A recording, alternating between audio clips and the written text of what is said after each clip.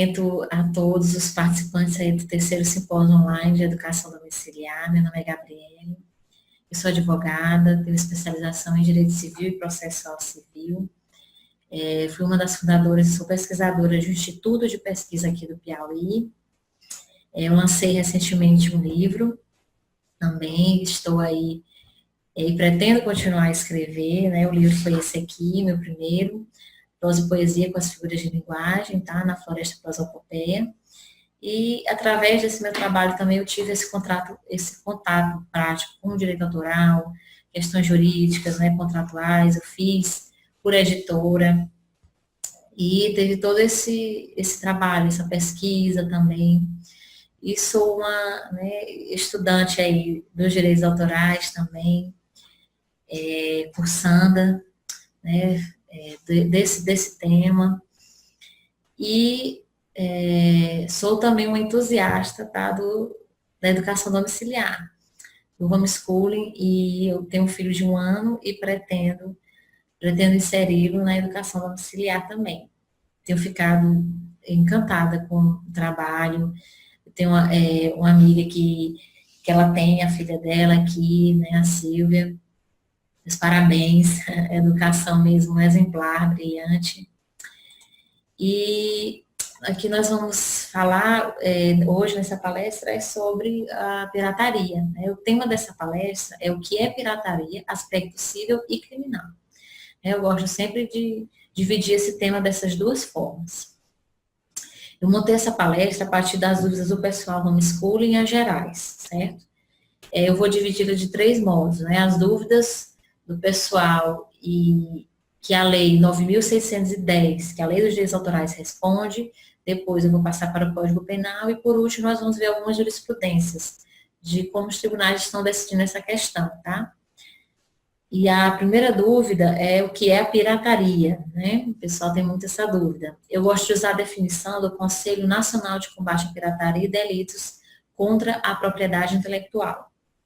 Eles definem assim, que a pirataria é a violação às leis de direitos autorais, quais sejam as leis 9.609 e 9.610, ambas de 1998, ok?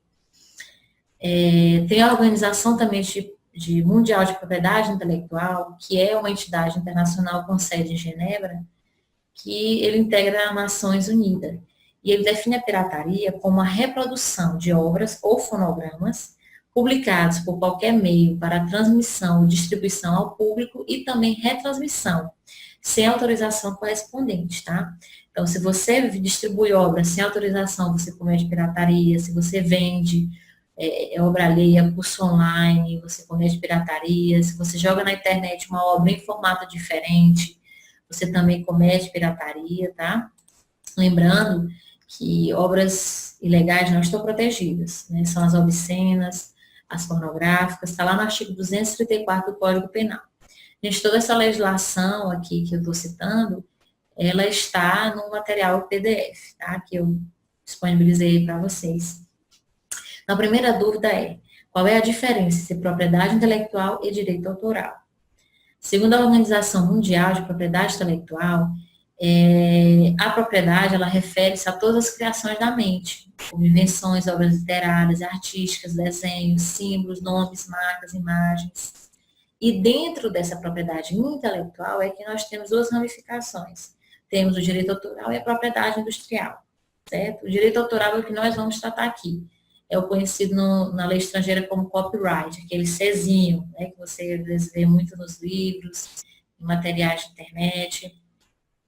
E a propriedade industrial é aquela proteção em cima de marcas, das patentes de invenções, indicações geográficas, certo?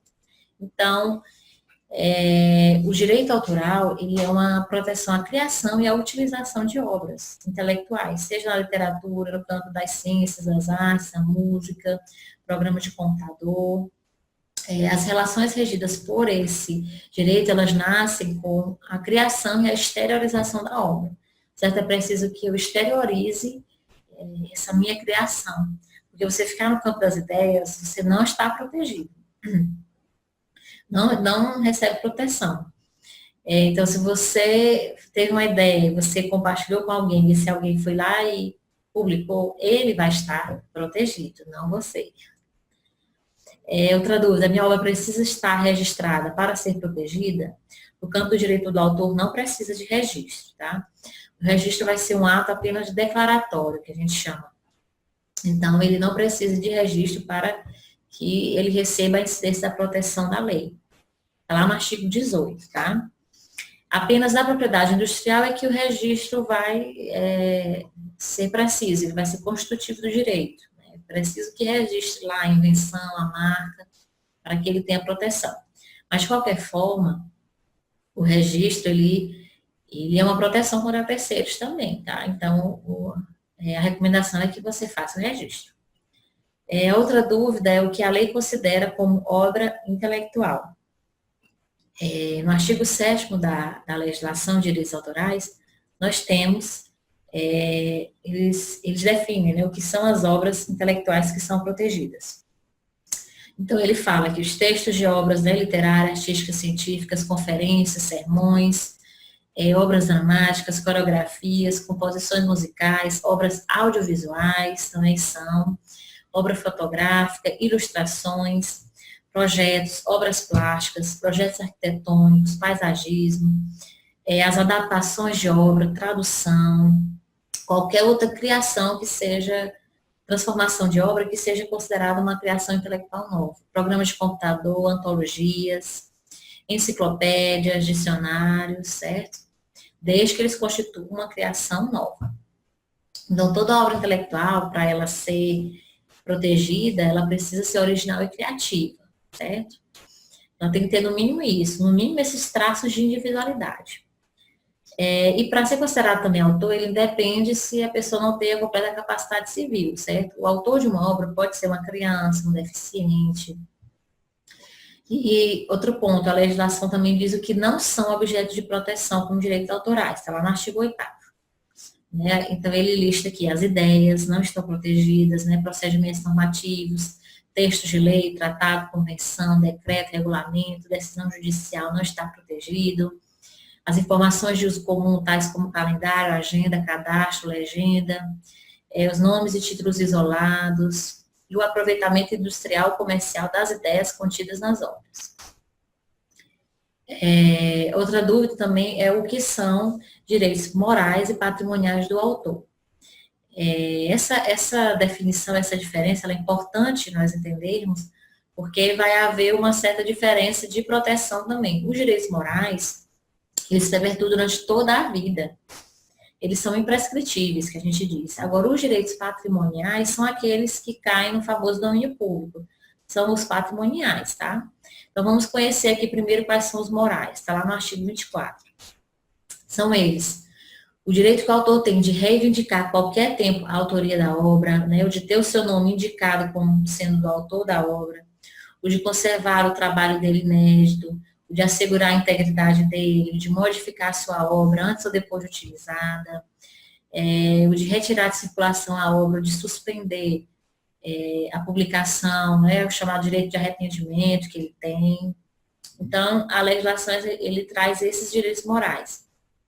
Então, esses direitos aqui, eles não fazem parte do domínio público, eles estão por toda a vida. Então, passa primeiro o autor, tem o direito a ele, depois que ele morre, passa para os herdeiros, e se não tiver herdeiros, é o Estado quem vai proteger. Vamos lá, o direito patrimonial. Artigo 28 diz que cabe ao autor o direito exclusivo de utilizar, dispor e de fruir da obra literária, artística ou científica. O artigo 29 diz que depende de autorização prévia e expressa do autor a utilização da obra nas seguintes modalidades, certo? Esses são os direitos patrimoniais, que é a reprodução integral ou parcial da obra, a edição, a adaptação, qualquer outra transformação, a tradução para qualquer idioma, né? A inclusão em formato de fonograma, audiovisual, a distribuição, a inclusão em bases de dados, armazenamento em computador, né? O famoso formato lá PDF. Então, deve haver autorização do autor, certo? Então, qualquer forma de transformação da obra, seu formato original tem que ter, ok? A outra dúvida é como fica o direito à educação, né? Então, a cultura, o acesso à informação, né, nesse caso. Muita gente argumenta isso, né? Tem esse questionamento, tem essa dúvida. A própria legislação ela traz limitações que respondem a esses anseios, né? O valor social daquela obra, daquele trabalho. Está lá no artigo 46 e 47. Eu vou fazer aqui um breve resumo, porque ele é bem específico. Ele está aí no material que você faça, para que você faça uma leitura bem cuidadosa. Então, a utilização da obra como pesquisa, breves citações, referência, não tem problema, certo? As citações também para a produção de pesquisa, não há nenhum problema, não há incidência da lei. Uso exclusivo para deficientes visuais, sem fins comerciais é permitido. A utilização na imprensa ou periódico, né, tem lá na legislação prazo.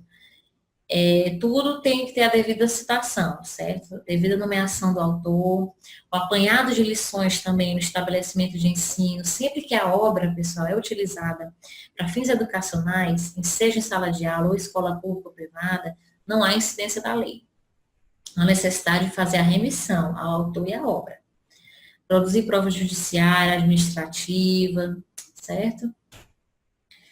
Tem a questão também, né, das bibliotecas públicas, né, você ter acesso à obra nas bibliotecas públicas também. O que acontece muitas vezes? Também o próprio autor, ele quer mais é que a obra seja divulgada, né, disponibilizada, ele não se importa. Essas pessoas estão reproduzindo, distribuindo. Muitas vezes você pode ver que no site oficial do autor, né, ou da empresa que administra, ele divulga lá a obra dele gratuitamente. Então, vai muito do autor, certo? Como obter, outra dúvida, né? Como obter obra que não tem mais perspectiva de impressão? É pirataria PDF de obras que não são mais editadas e só se encontram em sebos? Olha, nós não temos, né, na legislação, algo que trate de maneira específica disso, certo? O uso livre mesmo da obra são aquelas que caírem em domínio público. Aquela obra que ainda não está mais sendo comercializada, né, a legislação, ela não deu uma previsão específica, né? O que nós temos é a opinião de doutrinadores, né, o que nós podemos até aguardar. Eu não me recordo de ter visto uma decisão judicial sobre isso, mas o que muitas vezes doutrinadores estudiosos do assunto dizem, né? Tem um doutrinador do direito penal muito conhecido, que é o Guilherme de Souza Nutti. No livro dele, Comentários ao Código Penal, está lá na bibliografia, tá? Que eu anexei. Ele afirma também, ele fala sobre esse aspecto, né? Ele diz assim, abre aspas, também podem ser resolvidas reprodução de um livro esgotado, para uso privado do copista. O direito autoral estaria preservado, pois o exemplar está fora de comércio. Vírgula, fato atípico. Fecha aspas, né? Fato atípico é que não corresponderia a crime. No Código Penal, ele dá essa exceção, né? Lá no artigo 184, você fazer uma reprodução de obra, né? O próprio copista fazer a reprodução da obra para seu uso privado, sem o intuito de lucro, a legislação penal ela dá essa permissão. Então, né, se pode construir esse raciocínio, mas eu afirmo que a legislação não fala de uma maneira específica disso, né? Ela não traz, né, essa legislação de direito autoral, ela não traz essa permissão, né? Então, o que são, como é que você diz, são algumas brechas que nós temos na legislação, são algumas interpretações que nós temos da legislação, né, que nós podemos usar para esse caso. Outra dúvida, eu posso emprestar meu livro? Olha, quando eu compro um livro, né, de maneira legítima, eu estou cumprindo ali o pagamento pelos direitos autorais. Agora, se eu quiser emprestar para alguém, não implica em um novo pagamento, né? Até porque a obra sempre vai estar, né, circulando, né? De certa forma, fica ali, aí você, né, faz aquelas doações. Isso não implica em novo pagamento de direito autoral. A grande questão é no ambiente digital, certo? Isso que o ambiente digital, ele é considerado suporte intangível, né? Para mim é algo fora de controle. É considerada a internet uma exposição pública da obra. Então, as tecnologias, né, a velocidade com que elas avançam, não muitas vezes a nossa legislação não alcança, né? Elas são morosas, né? Muitas vezes elas terminam não ficando tão atualizadas, né? Então, precisa a nossa legislação avançar mais nesses aspectos digitais, das internet, da tecnologia. Outra dúvida, eu posso transferir meus direitos autorais? Quais cuidados devo tomar?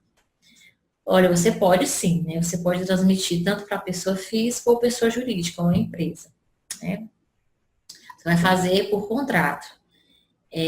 Os cuidados que você deve tomar é que o contrato deve ser escrito, né, o mais específico possível, deve abarcar todas as formas de exploração da obra, deve ter um prazo também de duração daquela transferência, você deve receber uma assessoria jurídica.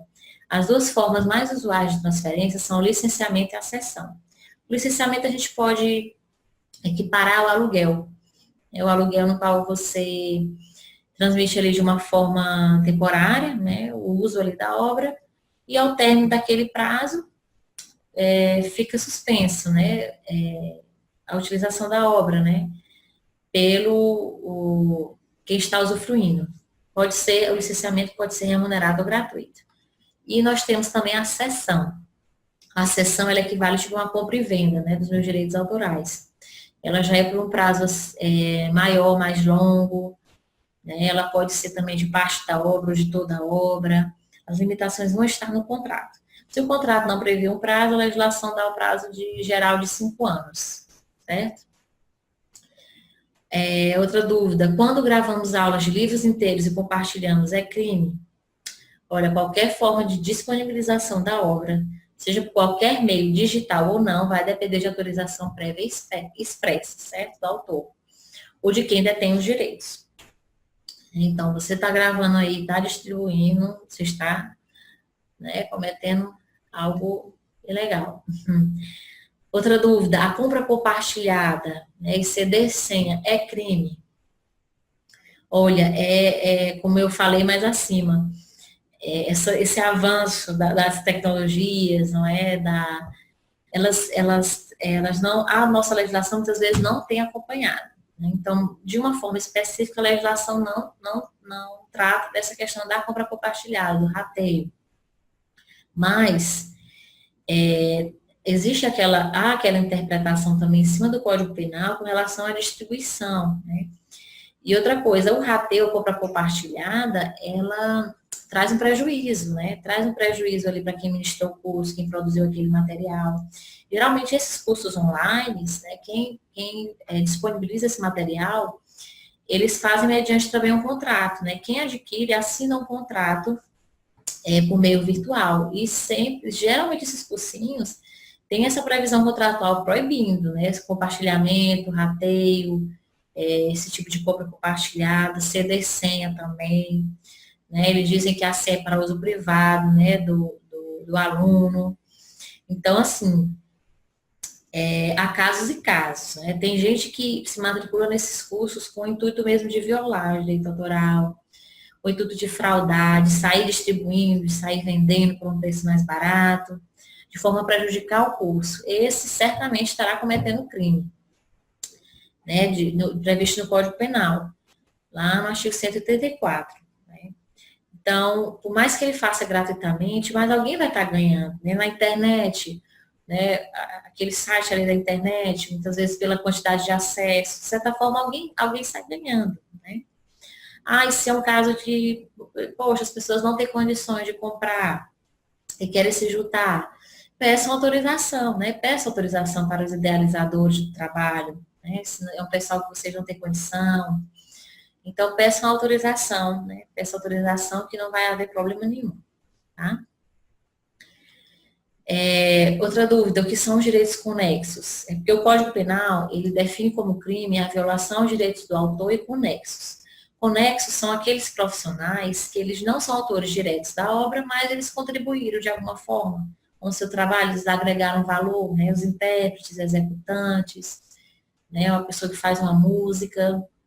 Então, esses são os direitos conexos. Eu posso fazer uso de obra caída em domínio público? Sim, você pode fazer sim. Mas há limitações, tá? Está lá no artigo 41 da Lei de Direitos Autorais e 96. Você sempre deve por mais que você use a obra, né, você faz uma nova edição, você reescreve a obra, você sempre deve fazer a devida citação, você deve respeitar a integridade da obra, certo? Não pode plagiar, certo? A obra que está em domínio público, a gente pensa que, agora vamos fazer o que quiser. Não, não pode, né, plagiar também. O domínio público é aquela proteção que o autor tem daquela obra durante toda a sua vida e 70 anos após a sua morte. Então, após esse prazo, no dia 1º de janeiro do ano seguinte, a obra cai em domínio público. Dia 1º de janeiro é considerado como dito domínio público, né? E lembrando que os direitos morais, aqueles que a gente falou lá em cima, eles são imprescritíveis, eles estão fora desse domínio público. Obras que recentemente caíram em domínio público, né? Foi O Pequeno Príncipe, O Diário de Anne Frank, as obras de Mário de Andrade, tá ok? Foram obras que eu lembro aqui que recentemente caíram. Outra dúvida, qual é a diferença entre a sanção civil e penal, onde elas estão? Né? Como eu falei, eu gosto de dividir o aspecto civil e criminal, né, do direito autoral. As sanções civis estão nas legislações específicas, como aquela, né, que a gente tem tratado aqui, que é a 9.610, está lá a partir do artigo 104, eu coloquei aqui no material para vocês. Por exemplo, a lei de propriedade industrial, ela traz sanções na legislação dela, o programa de computador, ele traz sanções na sua legislação, sanções civis, tá? E o Código Civil também, né? As sanções civis, elas incluem indenização em dinheiro, multa, apreensão, suspensão da divulgação, obrigação de divulgar a identidade da obra. E o outro é o penal, que está descrito lá no Código Penal, e a sanção, ela é de prisão. E lembrando que um não prejudica o outro, certo? Se está correndo um processo civil, não vai prejudicar ou impedir um processo penal e vice-versa. Tá, gente? E aqui, terminando essa parte aqui da Lei 9.610, a melhor prevenção para quem ministra cursos é previsão contratual, certo? Colocar todas as proibições, porque até para se proteger diante de tecnologias futuras, né, de toda forma aí de que a pessoa queira burlar a legislação, então é muito importante para quem ministra cursos que haja um contrato, certo? E contratar também empresas de segurança da internet, né? Porque é um tema que está em constante mutação. O Brasil, ele tem participado de muitas conferências diplomáticas para discutir esses problemas que a revolução tecnológica trouxe, né, para esse campo de direito autoral. E o próprio conceito de arte, ele está quase limitado, né? Vamos ver aqui o Código Penal, certo? O que o Código Penal prevê sobre a pirataria. Na questão delictiva, eu divido essa violação a direitos autorais como aquele que é praticado sem o intuito de lucro, fins filantrópicos, por exemplo, a pessoa que pratica com a mera expectativa de lucro, tem a pessoa que lucra por interposta pessoa, objeto, ela não lucra diretamente, e tem o lucro direto, né, que a própria pessoa, o infrator, é quem vai estar ganhando com aquilo. Então, qualquer dessas modalidades, a pessoa que praticou o crime, ela pode estar infringindo ou causando danos na esfera do direito patrimonial do autor, apenas no direito moral ou nos dois, patrimonial e moral, certo? Vamos ver aqui o artigo 184 do Código Penal, tá? Que está aí no material de vocês, anexo. Diz assim, violar direitos de autor e os que lhes são conexos, pena, detenção de 3 meses a 1 ano, ou multa, certo? Então, aqui é chamado CAPT, nós chamamos de direito CAPT, né, que é o cabeça do crime. É essa definição aqui. Né? Veja que essa definição aqui, ela está muito genérica, né? Violar os direitos do autor. E veja que o Código Penal, ele não define o que é esse direito do autor. Então, tem que ser lido junto com aquela lei que a gente estava vendo, a 9.610, ok? Aqui, nesse caso, você vê que o artigo não está falando de lucro, então, pode ser cometido mesmo que você não ganhe nada com isso, tá? Eu acho muito interessante uma colocação que os autores Eduardo e Rui Caldas Pimenta colocaram do livro deles, né, do Crimes contra a Propriedade Intelectual. Eles dizem assim, que o crime de violação de direito autoral, moral ou patrimonial, ele é tipificado pela utilização sem autorização do autor ou detentor de direitos que se consuma com a reprodução em larga escala pelo agente violador, não se fazendo necessário o intuito de lucro, certo? Então, nesse tipo de crime, quem é que pode cometer? Qualquer pessoa, tá? Pode ser mais de uma pessoa, pode ser até uma associação criminosa, né? Quando é 3 ou mais pessoas. Quem é o sujeito passivo? Quem sofre, né, com esse crime? É o autor da obra intelectual ou o detentor dos direitos, né, que é a pessoa que ele transmitiu. Pode ser um herdeiro, um intérprete, uma empresa, uma editora. Qual é o elemento subjetivo desse crime, né, que a gente fala? É o dolo, chamado dolo. Esse crime, ele prevê que apenas o dolo é punido, que é quando a pessoa tem aquela ciência e a consciência de que o ato viola o direito de autor. Ele é um crime formal, tá? Ele não exige prejuízo para que ele seja tipificado, certo? Então, não precisa haver um prejuízo para o autor para que haja cometimento de crime. Basta a vontade livre e consciente de violar. Nós temos agora as chamadas qualificadoras, né? Que é o parágrafo primeiro, segundo e terceiro do artigo 134. Que traz um dolo mais específico. Eu vou resumir aqui, né? Ele diz que a reprodução, total ou parcial, com intuito de lucro, direto ou indireto, né? Aquele que eu falei, por qualquer meio de uma obra intelectual sem autorização expressa do autor, produtor ou de quem represente, pena reclusão de 2 a 4 anos, certo? E a gente pode exemplificar o download de filme, né, com intuito de lucro, utilizar personagens de desenhos animados, né, reproduzidos sem autorização para fins comerciais. Você utilizar também um CD ou a música, né, de um compositor para reproduzir, fazer uma propaganda comercial na loja, no local público, para atrair clientes mediante aquela música, né, sem autorização também é crime, certo?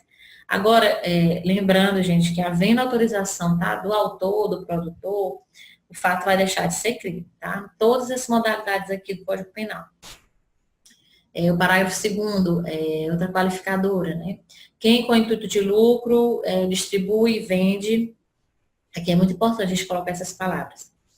Quem distribui, vende, expõe à venda, aluga, introduz no país, adquire, oculta, tem em depósito, original ou cópia de obra intelectual, reproduzido com violações do direito do autor, ou ainda aluga, né, original ou cópia, sem a expressa autorização de quem represente. Vai estar naquela mesma pena lá do parágrafo 1º, né, reclusão de 2 a 4 anos e multa. Então, o núcleo aqui desse parágrafo 2º chamado é a intenção de comércio, tá? Então, basta a venda de um exemplar.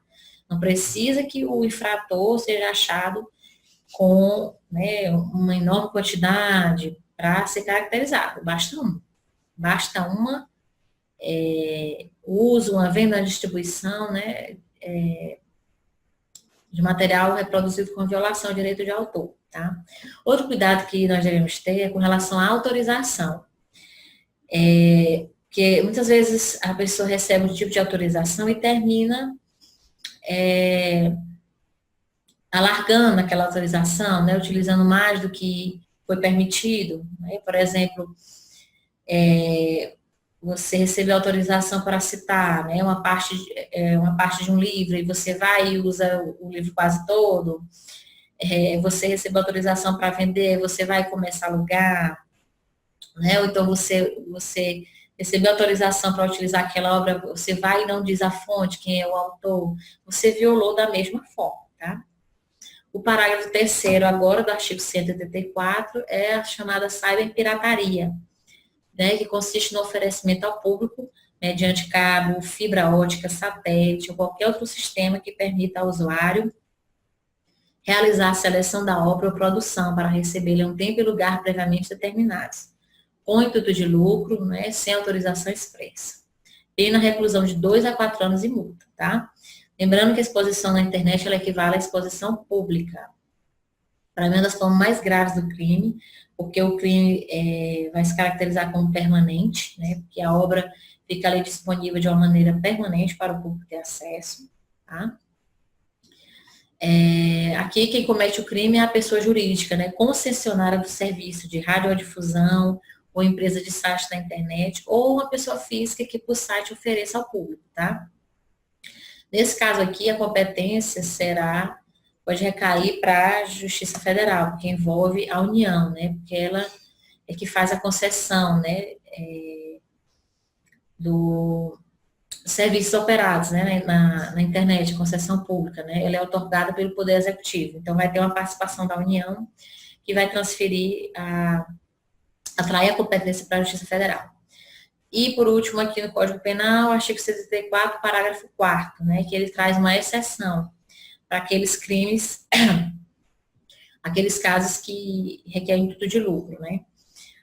O disposto no parágrafo 1º, 2º, 3º, não se aplica quando se tratar de uma exceção ou limitação de direitos do autor, que são os que estão lá no artigo 46 a 48 da Lei 9.610. E nem a cópia de uma obra intelectual ou fonograma em um só exemplar para uso privado do copista, sem intuito de lucro direto ou indireto. Então, o Código Penal, ele deu essas exceções, né? Não se constituirá crime, não precisa de autorização, certo?